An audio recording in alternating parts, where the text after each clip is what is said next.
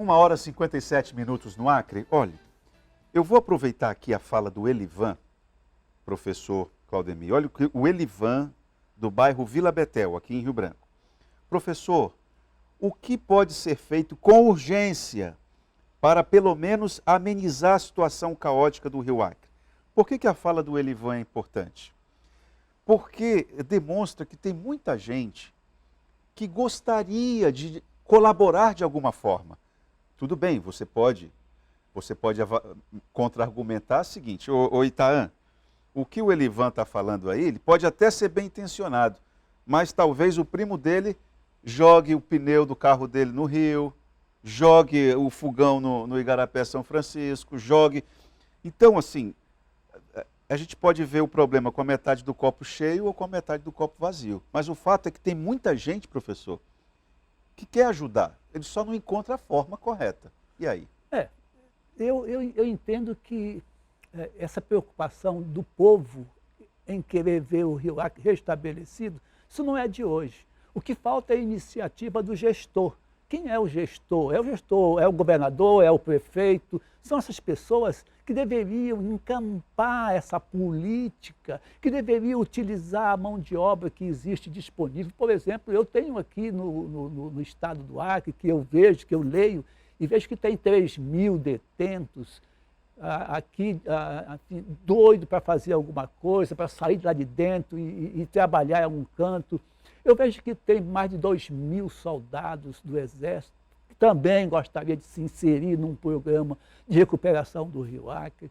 E se isso acontecesse, seria para o gestor o maior programa de recuperação ambiental. Esse cara iria talvez para a ONU, porque fez na Amazônia o que ninguém fez. E eu espero que quem esteja me ouvindo passe isso para os gestores, para que eles possam fazer alguma coisa, porque o que está aí nos apreensiva, eu falo nos, a população toda, talvez para a população lá do alto não esteja tão apreensiva, porque compra água, mas para nós, que vivemos nas margens do rio, que vivemos no andar de baixo, nós utilizamos a água do Rio Acre e não temos.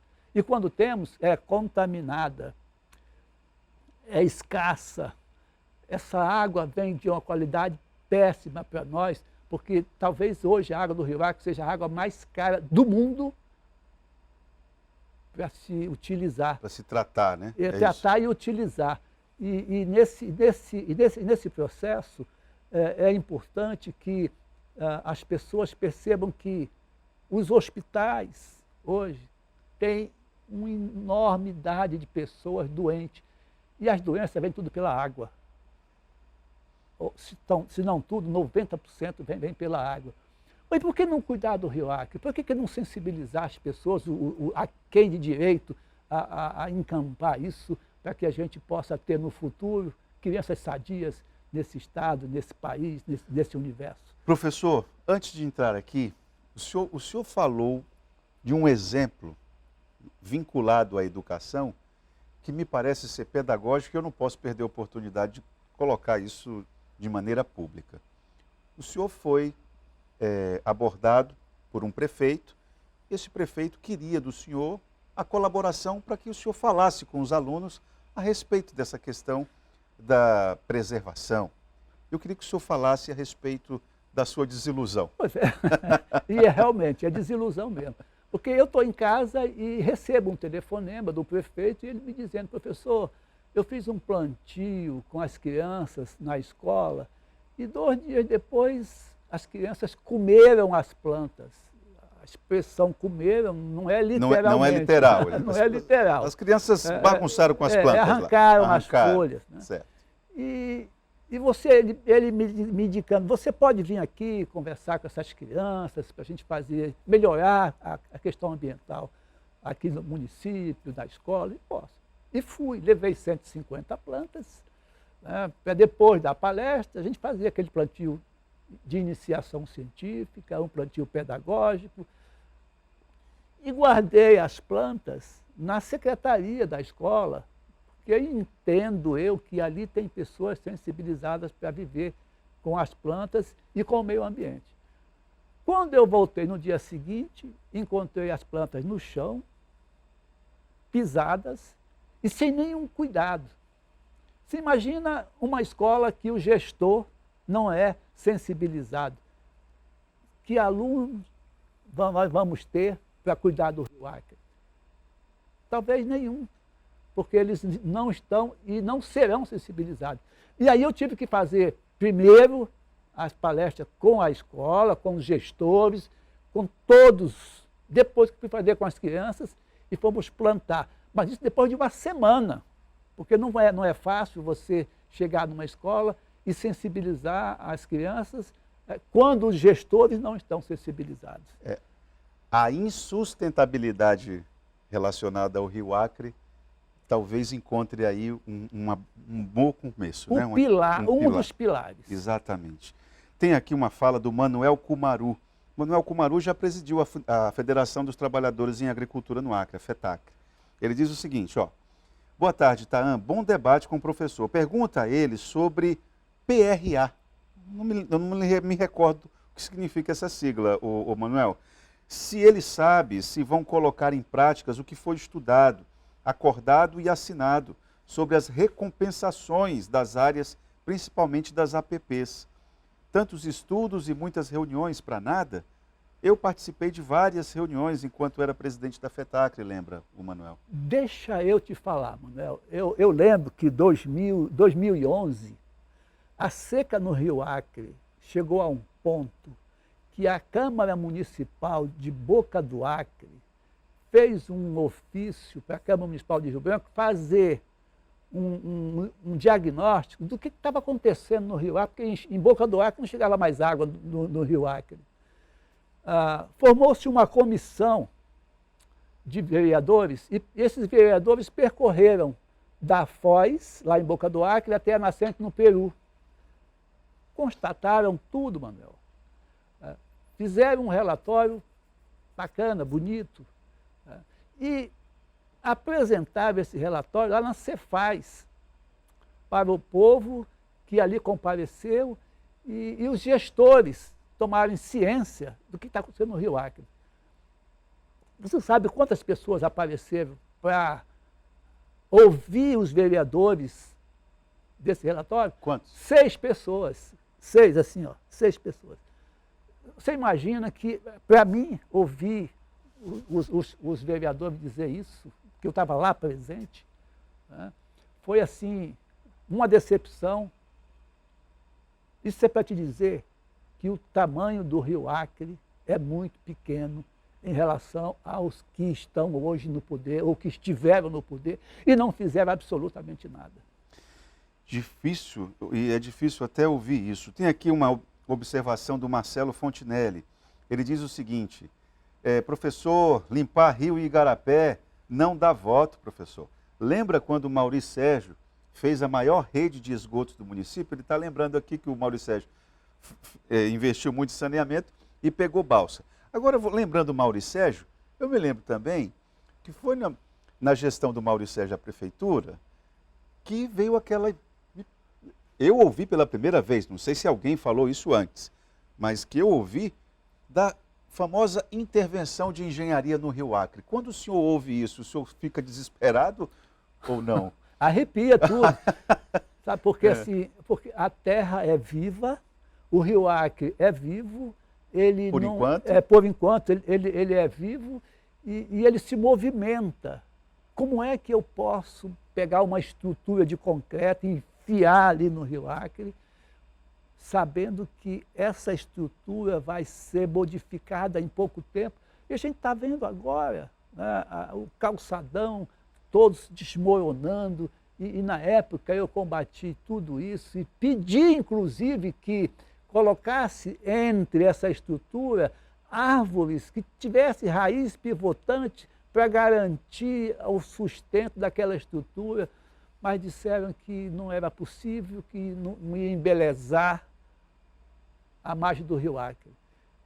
E essa beleza hoje se torna ridícula, porque todo mundo hoje critica o que foi feito e sabendo que tudo isso ia acontecer. Não se faz obra de engenharia na margem de um rio. O ex-prefeito fez uma série de muro de contenção ali na frente do comércio, está tudo caindo, rebentando tudo, porque o Rio Acre é vivo. E assim, não adianta, porque todo empreendedor, todos que moram ali, joga o esgoto direto no rio. E naquela margem ali do calçadão, em 2016, passava um trator ali em cima, tirando a areia. Enfim, isso causou um espanto danado, porque a areia drena a água. Então, até aí, o calçadão não tinha problema nenhum com erosão. Certo. Quando esse trator passou e começou a socar essa areia, reteve a água reteve.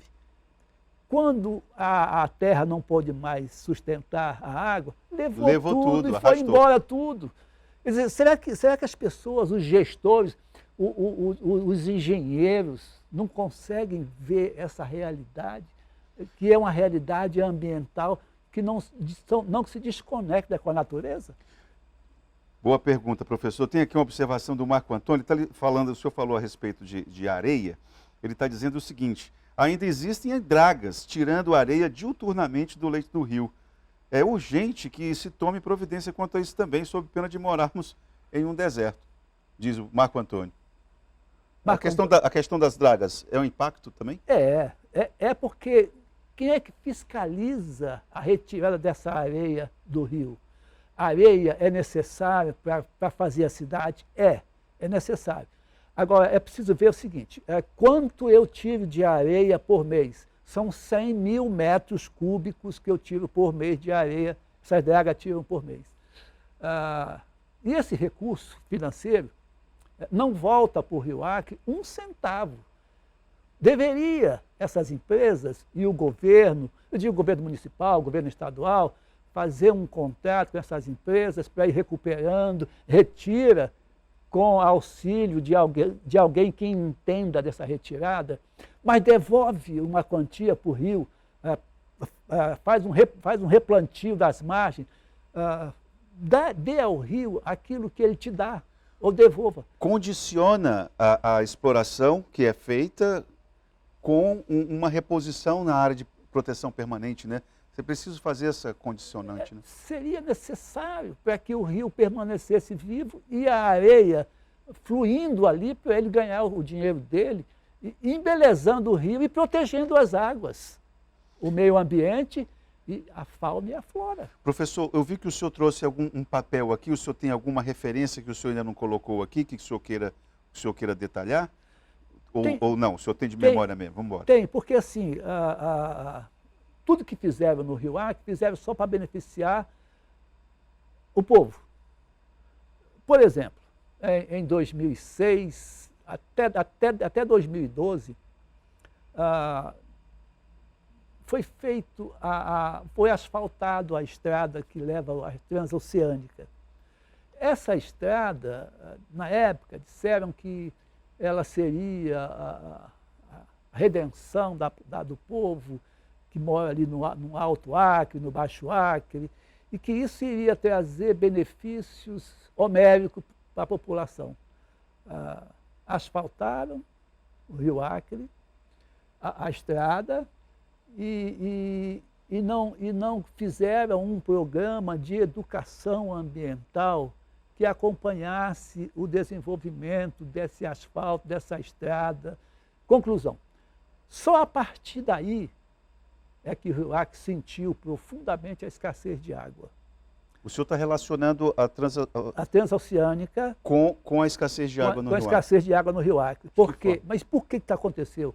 Porque as nascentes do Rio Acre estão ali no interflúvio, onde foi feita a estrada, dos lados. E essas nascentes, a terra aterrou ali. Matou a nascente? Matou as nascentes. E essa escassez, a escassez de água no Rio Acre começa aí em 2009, 2008, até 2015. De lá para cá, o tamanho da escassez do Rio Acre é 8 centímetros de lâmina d'água a menos todo ano ano no Rio Acre. E quem é que vai calcular isso? Quem está preocupado com isso? Ninguém. Está todo mundo preocupado em se organizar e fazer o que é melhor para cada um. Olha, professor, isso é muito grave. Que o senhor É tá gravíssimo. O mais grave de tudo isso é que você tem um hospital que eu acompanhei lá em Inhapare, lá em Paupebra, Assis Brasil. De 2 em 2 anos se modificam os hospitais, se compram equipamentos novos de raio-x. Tu sabe para onde vai esses equipamentos velhos de raio-x? Aonde jogam? Vai para o Rio Acre. Vai para o Rio Acre. E o que tem dentro desse equipamento? Você não vai querer saber o que tem dentro desses equipamentos. Em Goiânia agora aconteceu o estouro de uma só. Eu estou falando de Assis Brasil, de Brasilé Pitaciolândia, de Chapuri, Rio Branco. Aqui as clínicas em Rio Branco, hospitais e clínicas fazem pelo menos 3.000 raio-x por mês.